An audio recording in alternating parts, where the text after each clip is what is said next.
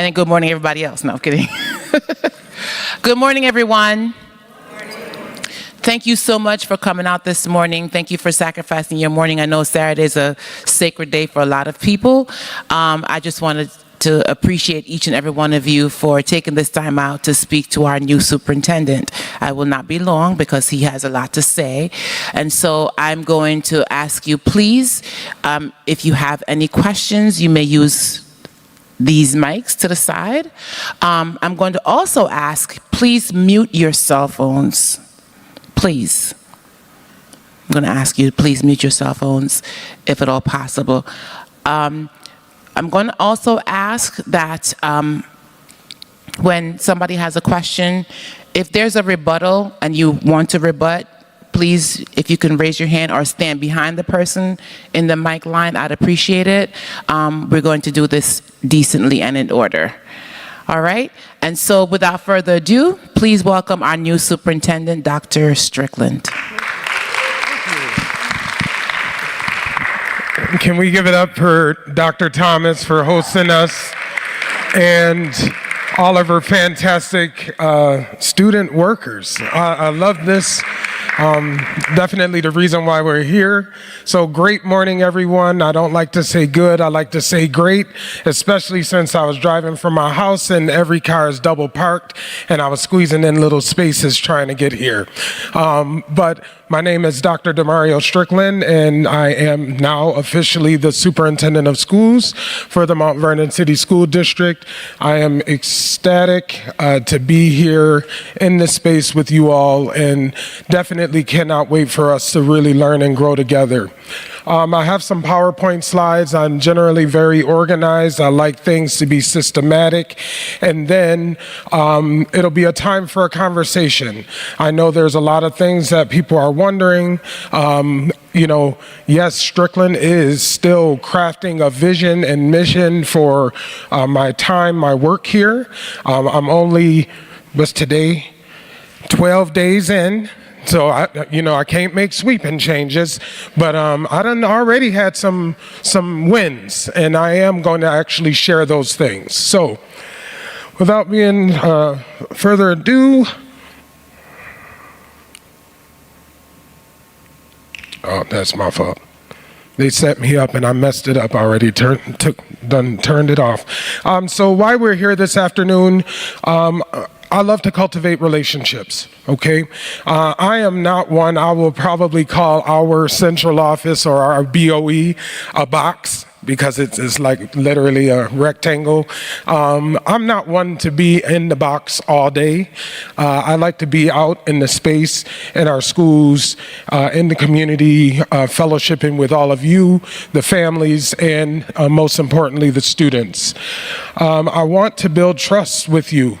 I know there's been hurt in the community. I know that there has been some uncertainty, and I want to be sure that you are looking at a superintendent and vibing with a superintendent that has your full trust, as I would want your trust of I want to trust you that I am going to make the right decisions for our students.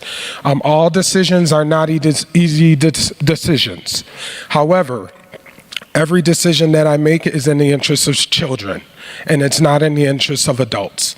And I know that sometimes that hurts people's feelings, and saying no hurts people's feelings, but do know that my opinions, or excuse me, my decisions are based off of children. Okay?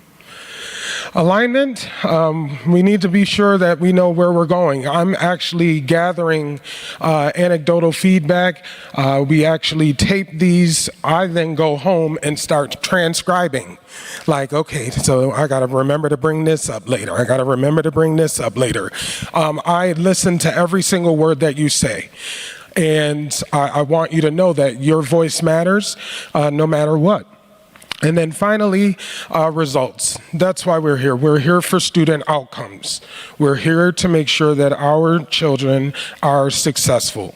And if we're not focused on results, then what are we here for? And that's one of the things that I already want to start steering us to. What are the student outcomes? What are we doing well? What do we have to change to ensure that all of our students are reading at or above grade level? So about me, came from a single parent household. I'm a mama's boy. Give it up to mama's boys. Mamas. Yes. Yes, I love my mama. I miss her.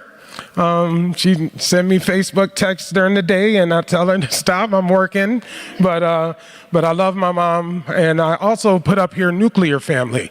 Poor household. We were back and forth with grandma and grandpa all the time. We would get evicted, have to go back, get a new house, gotta go back. So my grandparents, my great-grandparents are still, they're responsible for helping to raise me. My mom did the best she could. My dad was transient, I would say. We are very close now, which I love, but it's just good to hear some of where my foundational pieces come from. Public school student and transient. Meaning, every time I moved, I had to go to a new school. So you are looking at the product of someone who went to multiple schools and still made it to where I am and able to speak to you today. So I do know that we have a lot of issues with transiency and zoning schools and things of that nature. But do know that if teachers are equipped to give our children a high quality education, it should not matter what school nor zip code that they go to. And I've already found out in 12 short days, some schools have stigmas. Now listen. I will tell you this, I used to run a receivership school. I was a principal of a receivership elementary school, pre-kindergarten through 8. And by the time I left there, we had wait lists, even though it was still in receivership. Sometimes numbers don't dictate. And what I'm asking is that we start sort of re-envisioning or reimagining how our schools are educating our children and make sure that we don't put those negative pins on schools. We need all of our schools to be great, not just the north side schools, because I heard that's how it goes, north versus south. I want the south sides to be just as good. It shouldn't even matter. So that's one of my big key components in equity. Education is not determined by your zip code. It should not be determined by your zip code. Graduate of Hutchinson Central Technical High School. It's one of the premier high schools actually in New York State, and very similar to Brooklyn Tech. It was built on the foundation of Brooklyn Tech and Edison Tech in Rochester, large CTE program, but also college preparatory. So I have that mind of the things that we can continue to do to make our district flourish even more. Got a full scholarship to Canisius University. Well, it's Canisius College, but Canisius University. And yeah, I still got loans, but that's another story. They're about to start charging us again, y'all. But majored in elementary education. I thought I wanted to go and be a surgeon. And then I got to biology 201, and I said no. I was in the forest, and a giant turkey flew, and that was the first time I found out turkeys flew. But nonetheless, I was like, you know what? Education is my passion. And when you hear my story that I give to the teachers, principals, staff on the convocation, you will sort of get more of the nitty-gritty about my education history. I have 2 master's degrees from Fordham University. I went to the Lincoln Center campus. I started my teaching career actually in New York City. Okay, I'm from Buffalo, but started my teaching career in New York City. We had no jobs. So I had to go to the place where there were jobs, and volunteer taught in Brooklyn and Crown Heights, all boys for 2 years. Loved it. Went on to Harlem and founded a charter school. I was on the founding team of a charter school, so literally know how to build something from the ground all the way up. SUNY Buffalo is up there. Yes, I have a certificate of school business and human resource management, so I am able to understand human resource matters, and there's a school law book on my desk as we speak. Very much loved that portion of the education that I got from SUNY Buffalo, and then finally I received my doctorate from Deweyville University, formerly Deweyville College, in Buffalo, New York, and dissertation is on African American male educators and understanding what is keeping them in the field, what are their challenges, and what are the things that we do need to do to retain our Black male teachers. Oh, okay, all right. Yeah, that's better. I'm sorry, that's kind of scared me. I'm like, what? Spotlight? All right. But you know, I love little quotes and things of that nature at the end. You know, I'm here to serve the community, first and foremost. Educational leader, that's me, okay? Definitely committed to student success. Believer in the power of collaboration and transparent communication. I'm an advocate for equity, excellence, and opportunity for every student. You will hear a lot of my focus will be on students with disabilities, English language learners. They're most paramount because they are the most marginalized, our Black males.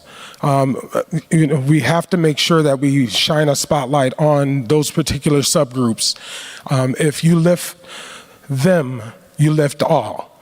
And you will constantly hear me, when we look at data, we're going to look at our students with disabilities and making sure that they are on an upward trajectory as well. And most importantly, I am a listener.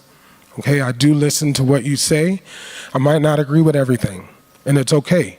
We can have disagreements and still work for the betterment of our children. What I bring to Mount Vernon, student-centered leadership. That's the first thing I loved, was the fact that the students were setting up all the equipment. They did a fantastic job, and I just love everything about just students. Like, let students do the work. Most of them can do more than we can. There's features on my cell phone. I need to ask the students how to do certain things, and they teach us a lot. But remember what I told you, students are at the center of all of my decisions that I make, and it's not adults. So that's what I am bringing forward to the organization. Open communication. It's very important to communicate. If something is going wrong, I will communicate that it's going wrong, because I do not want to be in a predicament where I said it was going right and then it goes wrong. So you won't catch a liar out of me. I'm not good at lying. All I can do is be open and honest. And one of the things we have to do, or one of the things that all of us has, is our integrity. It's our integrity. A collaborative approach, we have to work together. Parents, community members, stakeholders, teachers, principals, you name it. Everyone needs to come together because we all have the same vision. We just have different ways to get there. And as I'm planning for this upcoming year, we are in a space where I'm starting to pull in all of the ideas of where I need families, where I need stakeholders and community partners, so on and so forth, to ensure that we have a successful year. And then finally, data-driven decisions. You can't do stuff without looking at the data. If you don't have data to support why you're doing something, you shouldn't be doing it. Sometimes the data doesn't look the way you want it to. You have to determine the root causes on why it's looking the way it is, and then we have to possibly pivot, okay? So you will see leading with data is going to be a large endeavor for us because there's so many different things that have been going on in the district as I'm getting accompanied to. Our shared vision, every student prepared for success in college, career, and life. Schools that are safe, welcoming, and academically excellent, families must be engaged. I don't believe in family involvement, I believe in family engagement. Family involvement is calling them when Johnny or Susie acted up, and then that's it. Family engagement means come in here and I want you to see how I'm teaching reading so that you can mimic those strategies at home. I don't like traditional report card nights. I actually did this thing called academic parent-teacher teams. Parents come into their schools, they sit with their the teacher. The teacher teaches a strategy that's happening in the class. They have a take-home bag, and then they can go practice those strategies with students.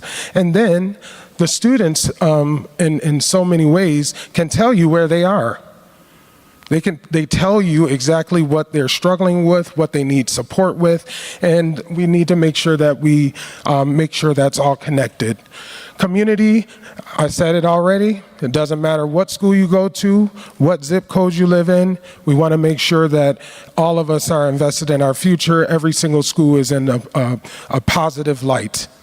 And then finally, together we can achieve more than any of us can alone. I love, one of my favorite jobs was McDonald's. I liked it, yep, I was a manager, ain't nothing wrong with it. I had to check every week, quit playing with me. But I will say, Ray Kroc, the owner of McDonald's, says none of us are good as all of us. And that's something I do take with me. I also, when I have convenings or when I'm with principals and we're trying to figure out a problem, the answer is always in the room. It's not anywhere else. It's in the room. It's with minds coming together and really figuring out and thinking what it is that we can do to help support our students. Initial priorities. Some of this stuff is starting to change because I told you I've been here for 12 days. But a lot of it still similar. Definitely want to get to know the community. I've been doing that through these forums. I've already had 2. This is my 3rd. Not final one, because I think it's going to be important to give you these like updates, almost like a state of the schools, just to really talk about where we are as a school district. I've been analyzing the action plan for a successful reorganization. Whew. This has been tough. In my former district, I did close 11 schools. We closed 11 schools and opened 5 middle schools. And when I tell you everything had to be so seamless, after this, then this, after this, then this. How are the configurations looking? Things of that nature. So one of the things we already had to attack with my leadership team is the special education continuum. So I got gravely concerned when I heard that our students with disabilities don't know what schools they're going to. So we attacked that yesterday, and they're about to find out next week, because I'm not playing with that. And then in the future, as we build a true special education continuum, which means that a kid is not going to Graham and then they gotta go to Pennington and then they gotta go to this. We're not doing that. We have to build continuums in schools so that there's continuity of learning for our children. So you will start to see that it's kind of looking like that.